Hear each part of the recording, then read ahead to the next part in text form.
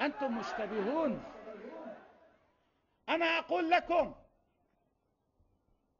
إن ردنا على أي تفجير من هذا النوع، أحد ردودنا على أي تفجير من هذا النوع، وبكل شفافية أيضا، إذا كان عندنا 100 مقاتل في سوريا حيصيروا 200، وإذا كان عندنا 1000 مقاتل في سوريا حيصيروا 2000، وإذا عندنا 5000 مقاتل في سوريا حيصيروا 10000.